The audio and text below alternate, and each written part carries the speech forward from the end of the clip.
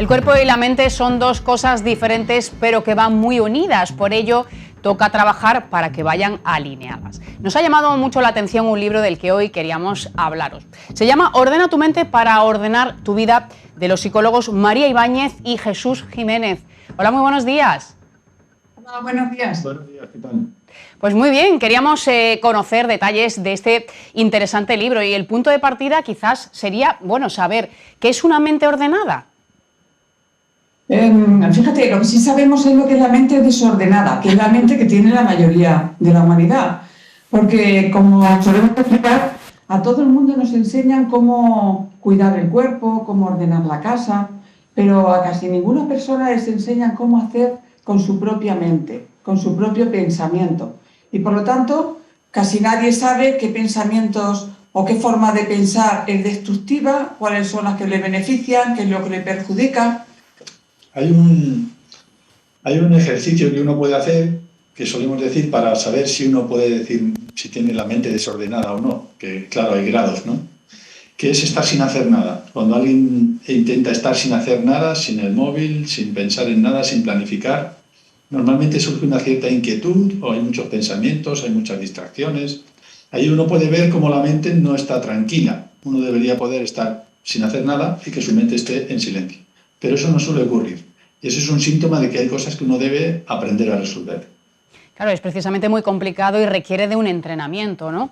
El sufrimiento que tenemos, que padecemos, afecta mucho, ¿no?, a esa calidad de los pensamientos, ¿no?, a tener una mente ordenada. Claro. Digamos que el pensamiento no es el ser humano, el pensamiento es un instrumento del ser humano y hay que aprender a cómo utilizarlo a favor para evolucionar, entender. Pero el pensamiento además produce emociones y de ahí que mucha gente crea que controlando el pensamiento va a dejar de sufrir, pero no es así, porque el pensamiento tiene una base de ideas que son las que potencian que pienses de una manera o de otra y que sientas de una manera o de otra. Luego es muy importante que cada persona se dé cuenta que el pensamiento lo tiene fuera de control, no siempre piensa lo que uno quiere, que hay muchos pensamientos intrusivos que no puede resolver porque desconoce la causa, y empezar a tener curiosidad por observar el propio pensamiento, la propia emoción, para poder entenderlo. ¿Cómo podemos ponerle freno a la depresión, a la ansiedad, ¿no?, que afectan a muchísimas personas hoy en día y que al final, son efectos, no causas? Eso es lo que llevamos bastante tiempo intentando divulgar, además de que tenemos un centro de psicología y donde hacemos terapia desde hace muchos años, es que cuando alguien intenta resolver la ansiedad, si se centra solo en los síntomas de la ansiedad, lo que produce es una lucha consigo mismo. Y nosotros lo que tratamos de hacer ver es que uno lo que tiene que hacer es intentar descubrir la causa de la ansiedad. La ansiedad es un efecto, la depresión es un efecto, los trastornos de alimentación, el estar preocupado, el estar angustiado, todo eso son efectos de problemas en resolver. Entonces, nuestro enfoque es, en lugar de intentar mejorar, es resolver lo que está mal. Si uno va resolviendo lo que le hace sufrir, automáticamente va estando cada vez más feliz. Es como el dolor es el efecto. Si hay una infección en el hígado duele y uno puede tomar analgésicos, pero con los analgésicos solo no va a resolver la infección. Pues la ansiedad o la depresión es el efecto y hay que ir a la causa para resolverla. Pensar correctamente es muy complicado también porque todos sabemos lo que tenemos que hacer y luego no lo llevamos a cabo, ¿no? Convencernos de algunas cosas y que sean realmente verdaderas, ¿no? Claro, fíjate, pero es que ahí se comete un error muy habitual que es tratar de resolver el pensamiento con otro pensamiento.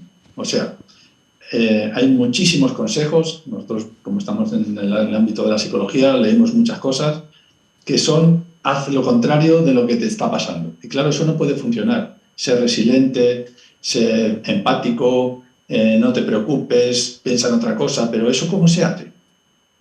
No es que uno, porque mucha gente cuando viene a terapia dice, es que claro, es que a mí esto no me sale. Cuando le decimos, no, es que no te salga, es que esto no funciona. Pues sienten alivio, porque creen que lo están haciendo mal. Entonces, lo que en realidad ocurre es que si uno tiene un pensamiento que le obsesiona, por ejemplo, o no quiere pensar en algo del pasado porque le hace sufrir, un conflicto que haya tenido con un familiar, por ejemplo, lo que hay que hacer no es luchar contra ese pensamiento, sino darse cuenta de que esos pensamientos tienen una emoción asociada a la que se le tiene miedo. Si uno aprende a afrontar correctamente esa emoción y pierde el miedo y entiende cuál es el error que le hace sentir así, además de que lo externo pueda tener razón, entonces es mucho más fácil y mucho más eficaz y con mucho menos esfuerzo. Claro, y no bloquear lo que se hace muchas veces, ese silencio que queda al final en la superficie. Claro, hay mucha gente que lo que trata es de bloquear el pensamiento o de controlarlo, pero de lo que se trata es que el pensamiento, un pensamiento intrusivo o un pensamiento muy negativo contra uno mismo, tiene una causa y hay que ir a la causa. No se puede luchar contra el pensamiento hay que entenderlo, buscar la causa y entonces se resuelve. Pero para eso uno tiene que tener una cierta curiosidad por conocerse. Porque, si os fijáis, la mayoría de la gente está enfocada en los demás. La atención se va a los demás, a los padres, las parejas, los hijos, el trabajo, pero hay muy poca atención hacia uno mismo. Y sin embargo, es una responsabilidad personal. Lo primero es estar uno bien consigo mismo. Si uno no está bien consigo mismo, no puede estar bien su entorno. Luego, uno tiene que tener curiosidad por conocer su propio pensamiento. Por ejemplo, muy poca gente sabe que su pensamiento puede ser en imágenes, pueden ser en palabras escritas, pueden ser movimientos, puede ser un diálogo interno, y tiene que tener curiosidad por descubrir por qué piensa de una manera o de otra. Hay pensamientos que le pueden hacer sentir una sensación por el cuerpo, y todo eso es tener interés por comprenderlo, ir a la causa y resolverlo. No es difícil, digamos que es laborioso. Sí, requiere de trabajo. Sí, adelante. Solemos poner un ejemplo que es como hacer un puzzle. Un puzzle requiere una dedicación, pero uno no debe obsesionarse, sino que debe ir encajando las piezas, fijándose, encajando las piezas hasta que al final todo encaja. Entonces, ese sería un proceso parecido, es ir prestando atención, dándote cuenta por qué pienso esto, qué es lo que me está angustiando, cómo lo resuelvo. Y al principio es un poquito más, digamos, complicado porque no hay costumbre, pero cuando uno coge el ritmo es un aprendizaje que cada vez es más fácil. Por ejemplo, un pensamiento que es muy destructivo es culpar a los demás de lo que le pasa a uno. Aunque sea en parte tengan razón y que el otro lo ha hecho mal, al culpar al otro con el pensamiento, inmediatamente está generando enfado, ira. Y ese enfado y esa ira la sufre quien está pensando eso, no el otro. Supongamos que un vecino ha hecho algo incorrecto y entonces uno se pone a pensar que el vecino, fíjate, y muchos pensamientos. La ira, el enfado, es una emoción que hace sufrir, que destruye el cuerpo y la mente, y la sufre quien ha generado esos pensamientos. Y por lo tanto es muy importante buscar soluciones, no enfadarse, no irritarse, no aceptar lo que es incorrecto, pero buscar soluciones inteligentes, que no pasen por movimientos que hacen sufrir a uno mismo. Bueno, nada más y nada menos. Muchas veces confundimos la mente con el cerebro, pero no es exactamente lo mismo. ¿En qué se diferencian? Digamos que, claro, ahí hay un debate porque están ahora saliendo algunos artículos de poco más o menos que parece que el cerebro nos controla, o se dice no, que la voluntad la produce el cerebro a base de estímulo y respuesta. Claro, eso es un disparate, ¿no? El cerebro es un órgano y la mente es uno mismo. Uno es el que maneja su cerebro, aunque tenga ciertos automatismos, el que programa, entre comillas, su cerebro es la persona, es uno mismo. El cerebro no te controla, porque si no seríamos una especie de robot biológico, sino que uno va aprendiendo y de lo que va aprendiendo así va condicionando los mecanismos de su cerebro. Es como si alguien cree que las piernas te llevan a pasear. Eso no es posible. Las piernas las utilizamos nosotros para pasear. Bueno, hay muchos hábitos perjudiciales, pero uno de ellos es el del pensamiento, ¿no? Con el que al final pues nos destruimos y nos boicoteamos también. Sí, por ejemplo, con la autoexigencia. Mucha gente tiene la idea que exigiéndose va a evolucionar, va a aprender, pero la autoexigencia no ayuda a entender los errores, ayuda a criticarse, a juzgarse, a exigirse, pero no ayuda a comprender que si has cometido un error, puedes aprender a entender la causa y resolverlo, por ejemplo. Eso es. Hay una forma de utilizar el pensamiento que es muy beneficiosa, desde luego, reflexionar, planificar, anticiparse a un problema.